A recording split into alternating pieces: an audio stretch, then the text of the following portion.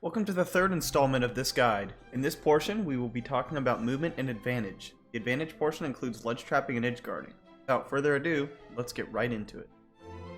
Movement. Hero has fairly basic movement. He isn't very fast on the ground or in the air without Acceleratl. Because of this, your main movement options are B-reverses and wave bounces. There are guides on how to do those in other YouTube videos. B-reverses and wave bounces are great ways to bait your opponent by going into their threat range and then reversing your momentum away from it. This also gives Hero access to charge shot baits. To do this, you start charging Frizz and then empty cancel or jump to punish your opponent's defensive or aggressive options. The same applies to command selection, but you can't B-reverse the startup of it. Knowing when to bait your opponent with charge shot baits or with movement is key here. It all depends on how your opponent approaches. I like to use menu at the start of a match to see how my opponent reacts and then adapt and condition from there. Another powerful movement option that is used to directly hit your opponent is B-reverse, wave bounce, and reverse wave bounce zap. Drifting out of your opponent's threat range and then coming in with the hitbox is very powerful. With Acceleratl, Hero's movement becomes a lot more interesting. While it is a little harder to control, learning how to master it is key to playing to one of Hero's best strengths. While in Acceleratl, Hero's speed becomes greater in pretty much every aspect. Even his B-reverses and wave bounces are affected. While in Excel, I like to dash and jump around to look for an opening to get a long combo on my opponent. I also would recommend approaching with dash up jab or with forward air and nair. Running behind Frizz is another strong option here. Advantage. Nair / up air juggles. Nair is your main juggling tool. It has a very large hitbox above Hero. It sends at an up diagonal angle, which is very good for the character. Up air is only really good after whoosh for reading jumps. Zapple. Retreating Zapple is very good at catching landings and catching people mashing aerials out of hit stun. It outranges every aerial in the game and does 25 damage. The only aerials that beat it out are Min arms. The only issue is you have to do it preemptively because it has a bit of charge time. Down tilt. Down tilt is good for beating landing aerials and setting up for more juggles. It low profiles most landing aerials so you can use it in certain matchups to catch landings. Up tilt.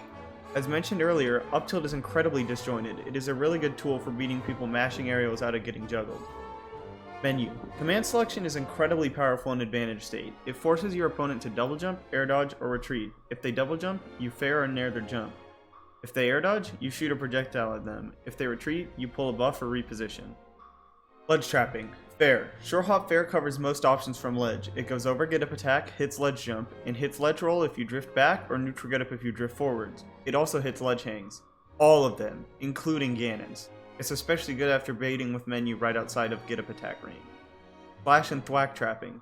Flaming can crackle slash outrange every get up attack while simultaneously hitting every ledge hang. It's difficult on a character like Bowser, but it's pretty easy with everyone else.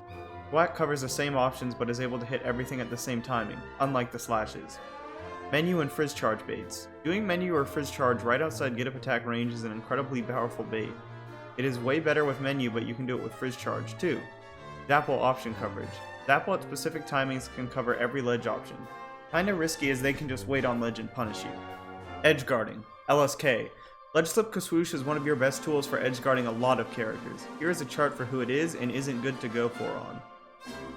Feel free to pause the video to read it. The easiest way to do LSK is initial dash to ledge, reset stick to neutral, up B, press forward, and then press back. It true combos into drop off ledge bear. Press back on the directional stick, back on the C stick, and then hold forward to sweet spot the bear. A lot of heroes do dare, but I personally recommend bear. It will start sending out and killing at around 70. This conditions your opponents to go high, which you can punish with either jump from ledge, bear, or Kafrizz.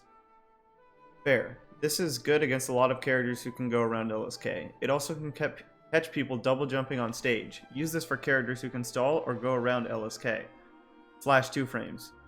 Flame and Crackle Slash are both incredibly large, which makes them strong 2-framing options. On some characters, you can even hit them before they go to ledge. Most of the time they will sour spot, so Flame Slash won't kill as early and Crackle Slash will freeze for less time. Frizzle Snipes. Use this for characters that side B to ledge or after someone air dodges in off stage. For Frizz, use this to catch people going high and as a raw read to cheese an early stock. Dare, a spike that kills very early. Use this to 2-frame or to catch people who can recover around LSK if you feel comfortable in making it back. That about does it for this portion of the guide. The next and final portion will be on disadvantage, stages to go to and not to go to, and players to watch.